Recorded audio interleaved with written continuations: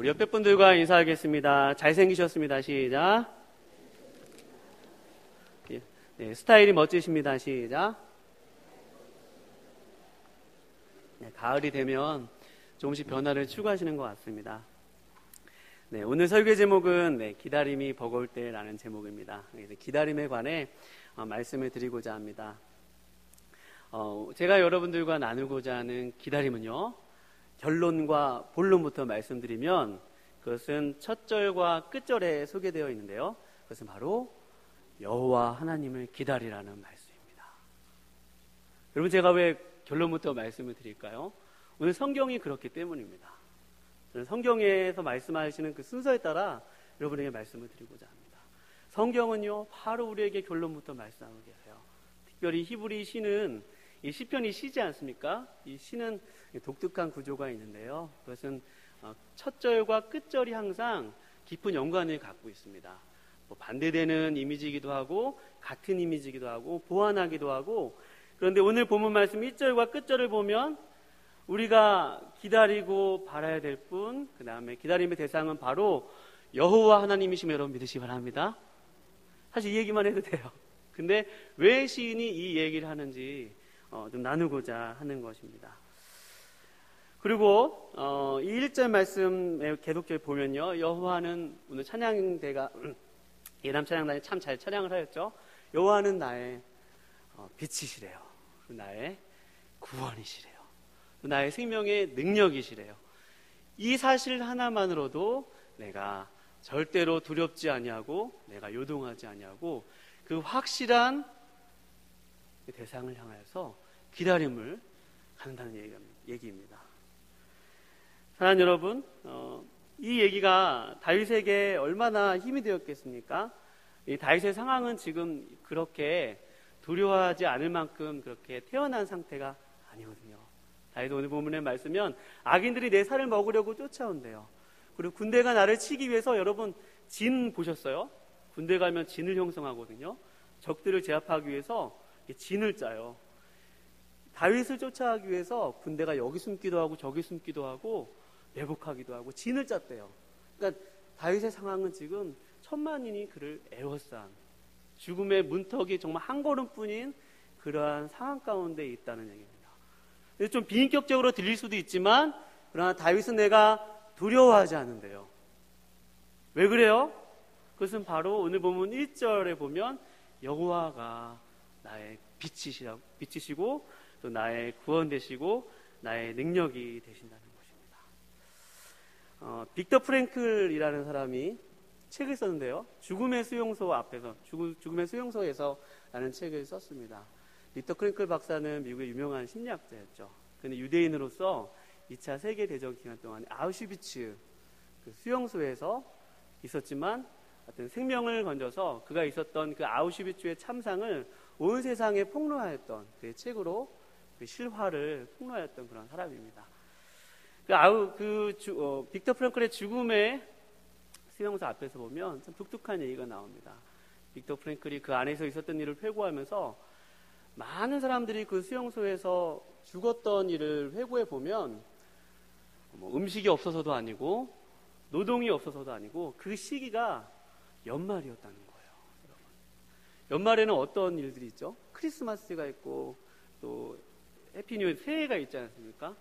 많은 사람들이 그 아래서 비록 여기서 죽음을 앞두고 있지만 그 사람들 안에 마음 가운데는 기다림이 생겼다는 거죠. 내가 크리스마스만 되면 내가 밖에 고향에 돌아가서 내가 가족들과 함께 칠면조국을 먹을 수 있을 거야. 또 새해가 되면 나는 분명히 여기서 벗어나서 분명히 새로운 곳으로 갈 수 있을 거야 라는 그런 기대감이, 기다림이 있다는 것입니다. 그런데 실제로 12월이 돼서 크리스마스가 되고 크리스마스가 지나고 또 연말이 되면, 또 새해가 되면 많은 사람들이 죽었다고 합니다.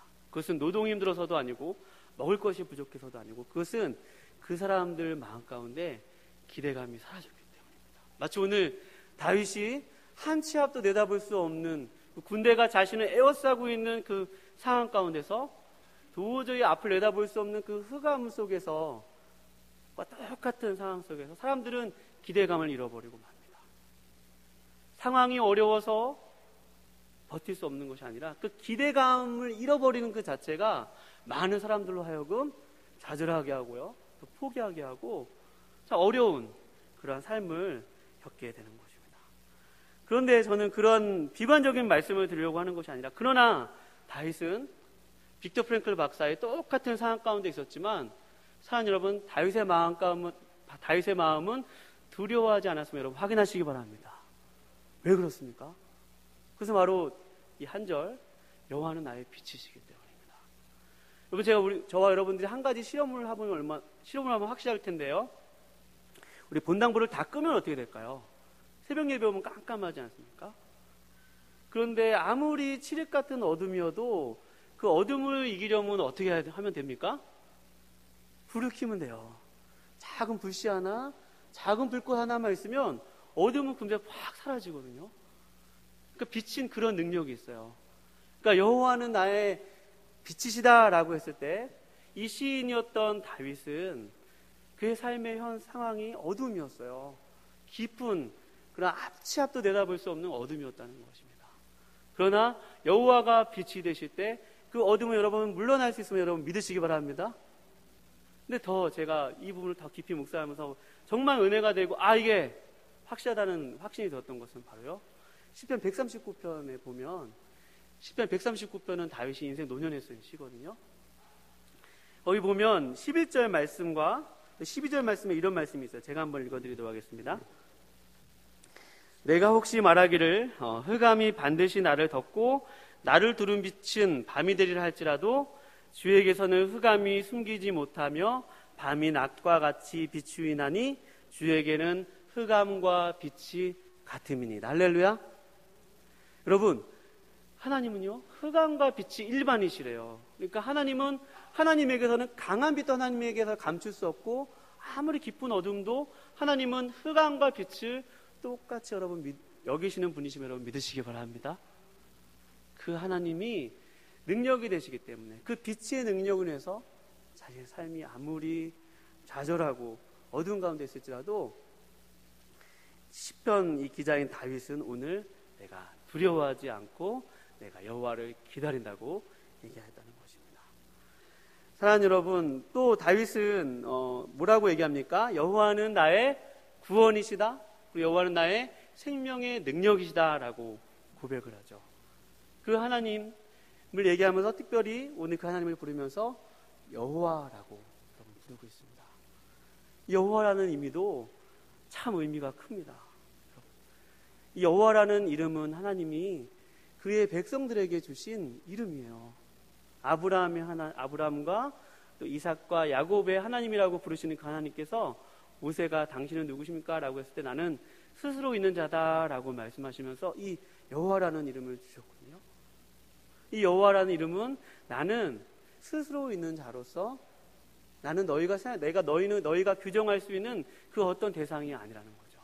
너희가 예측할 수 있는 그런 존재가 아니고, 나는 뭐라는 거예요? 나는 나다라는 거. 한번 고백해 봅시다. 나는 나다. 우리의 고백이 아니라 하나님의 고백이시죠. 나는 너희가 규정할 수 있는 그 무엇이 아니다. 나는 너희가 예측할 수 없는 그 무엇이 아니다. 나는 너희와 천적으로 다르지만 나는 너희를 사랑한다 라는 고백이 그 여호와라는 이름에 담겨 있는 것입니다. 아브라함과 이삭과 야곱과 함께 하셨던 그 하나님, 그들과 언약을 맺으시고 그들과 함께 하시겠다고 하는 그 하나님의 이름 속에 다윗이 지금 그 안에 자기를 포함한 거예요. 내가 아브라함의 하나님, 또 이삭의 하나님, 야곱의 하나님이 나의 하나님이시구나. 스스로 계시고 온 천지 만물을 만드신 그 하나님께서 지금도 나의 삶을 에워싸고 계시고, 나의 삶이 아무리 흑암과 같고 어둠과 같을지라도 스스로 계신 자, 모든 것 되시는, 우리에게 필요한 모든 것이 되시는 분, 우리가 어둠 가운데 있으면 우리에게 능력으로 빛이 되실 수 있는 분, 우리가 다윗처럼 전쟁 가운데 있으면 우리의 싸움을 이기실 수 있는 분, 그 하나님이 오늘 구원이 되시고 여러분 생명의 능력 되시면 여러분 믿으시기 바랍니다. 많은 내용이 담지되어 있는데 딱 한 줄 나와 있어서 잘 와닿지 않을 수 있지만, 그러나 여호와라는 그 이름과 여호와는 빛이시라는 내용과 구원과 생명의 능력이라는 것은 다윗이 얼마나 하고 싶은 말이 많았겠습니까? 나 정말 힘들어, 나 미치겠어, 이런 말 할 수 있잖아요. 나 포로 수용소에 갇혀서 너무 힘들어, 많은 사람들이 나를 위해서 막 죽으려고 쫓아와 라고 주여 라고 부르질 수도 있겠지만 오늘 다윗은 그렇지 않았다는 거예요. 그 하나님을 먼저 얘기하고 하나님을 먼저 바라볼 때 그 하나님이 내가 기다리는 그 대상이 너무나도 분명하고 확실하여서 나의 삶의 상황은 정말 우리 지난주에 들어봤던 것처럼 기가 막힐 웅덩이 가운데 있지만 그 하나님을 바라보고 하나님을 기다릴 때 그 기다림 자체가 여러분 능력임을 믿으시기 바랍니다. 거기에 바로 능력이 있는 것입니다. 다윗은요, 하나님을 기다리면서요, 다른 것을 구하지 않았어요. 우리 오늘 본 말씀 7절과 8절 말씀 우리 한번 같이 읽어볼까요? 7절과 8절 말씀입니다. 시작. 내가 소리내어 부르짖을 때에 들으시고 또한 나를 긍휼히 여기사 응답하소서. 너희는 내 얼굴을 찾으라 하실 때에 내가 마음으로 주께 말하되 여호와여 내가 주의 얼굴을 찾으리이다 하였나이다. 아멘. 다윗이 기다렸던 건 결국 무엇입니까? 그것은 바로 여호와 하나님의 얼굴입니다. 그 하나님의 얼굴에 있는 빛의 광채를 기다린 거죠. 자신의 삶이 아무리 흑암 가운데 있을지라도 그 흑암을 빛으로 몰아내실 수 있는 하나님의 얼굴을 기다리고요. 또 그 하나님의 얼굴 속에는 무엇이 있습니까? 그것은 바로 여호와 하나님의 이름처럼 나를 부르셔서 택하시고 부르셔서 나와 언약을 맺으시고 약속하여 주셔서 그 약속하신 그대로 이루시는 그 하나님의 얼굴을 바라보셨으면 믿으시기 바랍니다. 사랑 여러분, 아우슈비츠에 있었던 사람들이 왜 그렇게 절망하고 좌절할 수밖에 없었던 것일까요? 그것은 기다림 자체가 나쁜 감정이 아니라 기다림의 대상이 모호했기 때문입니다. 기다림의 대상이 막연했기 때문입니다. 그러나 오늘 사도 여기 있는 이 다윗은 기다림의 대상이 너무나도 분명했어요. 너무나도 확실하였습니다.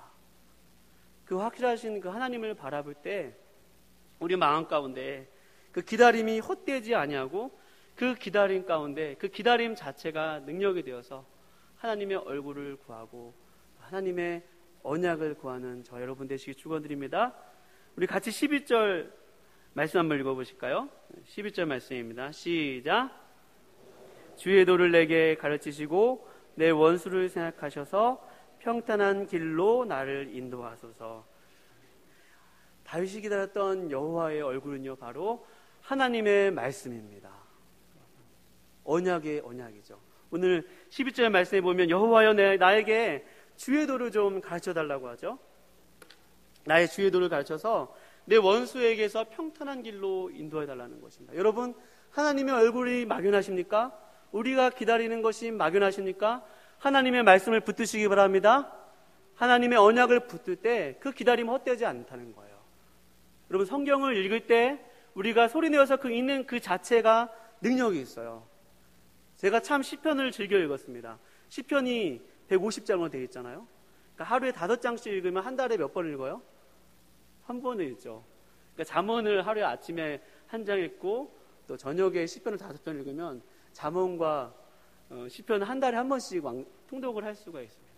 시편에는요, 많은 얘기 중에서 하나님을 기다리는 얘기가 참 많이 나와요.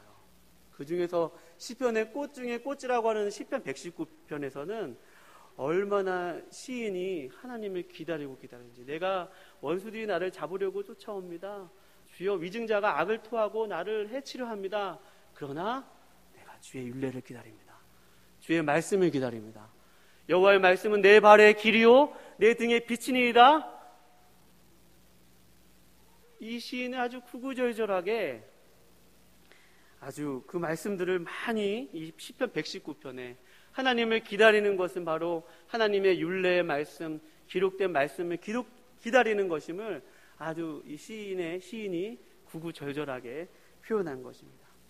사랑하는 여러분, 저와 여러분이 하나님을 기다린다는 것은요, 바로 하나님이 누구신지를 알고 하나님은 언약을 이루시는 분이시며 그 언약을 반드시 지키시는 분이심을 믿고 오늘 우리의 삶 가운데서 우리 목사님을 통해서 주시는 말씀들, 새벽에 묵상하면서 주시는 말씀, 또 구역 예배 때 읽는 말씀, 그 말씀을 붙들 때에 주여 그 기다림이 능력이 있음을 여러분 믿으시기 바랍니다. 다른 데 있지 않습니다. 하나님을 기다린다는 것은 평범한 속에 있는 것입니다. 사랑하는 여러분, 요즘 혹시 여러분들은 무엇을 기다리고 계십니까? 가을은 기다림의 계절이죠. 많은 기다림은 우리의 기도 제목일 것입니다. 여러분, 기다림을 누군가가 이렇게 표현했습니다. 기다림은 바로 무엇인가 고대하는 것의 부재이면서 동시에 고대하는 것이 오리라 하는 예감이라고 얘기했습니다. 어떤 시인은 그렇게 고백했어요. 성경의 시인이 아닌 일반 시인이 기다림이란 간절히 바라는 지금 고대하는 것이 지금 부재했지만 그 고대하는 것이 반드시 오리라는 그 예감이 바로 기다림이라고 했거든요. 그러나 여러분, 성경의 기다림은요 조금 다릅니다. 고대하는 것이 지금 내게 있지 않는, 내 눈에 보이지 않으나 그 눈에 보이지 않는 그 기다림 자체를 그냥 바라고만 있는 것이 아니라 지금 나의 삶 속에서 그 기다림 자체가 하나님이 능력이 되시기 때문에 그 기다림 자체가 여러분 우리 삶의 능력이 되시고 하나님을 경험하는 게임을 여러분 믿으시기 바랍니다. 세상의 관점과 조금 다르죠. 우린 기다림을 미리 앞당겨서 기다림 끝에 만날 수 있는 분을 오늘 나의 삶의 현실에서 만날 수 없는 것이 아니라 다 우리가 하나님을 얼굴과 얼굴 대해서 볼 수는 없지만 그러나 조금씩 하나님을 알아가고요. 힘든 가운데서 하나님이 작은 샘을 열어주셔서 만나는 사람들을 통하여서 작은 사건을 통해서 하나님의 은혜를 깨닫게 해주시기도 하시고요. 하나님의 은총을 경험하게 하시는 것입니다. 미리 기다리는 가운데서 하나님 우리를 위로해 주시고요. 우리를 붙들어 주시고요. 하나님의 은총을 계속해서 우리로 깨닫게 해주신다는 것입니다. 사랑하는 여러분, 여호와를 기다립시다. 여호와를 기다리고 고대하는 것이 바로 하나님의 능력이심을 믿고 오늘 저와 여러분이 그 능력이 많으신 하나님, 그러한 빛 가운데서 우리의 모든 어려운 현실을 아주 밝음으로 이끄실 수 있는 그 하나님의 능력을 기대하고 오시면서 찬양하며 기다리는 저와 여러분 되시기를 주님의 이름으로 축원드립니다. 기도하시겠습니다. 기도하고 찬양하시겠습니다.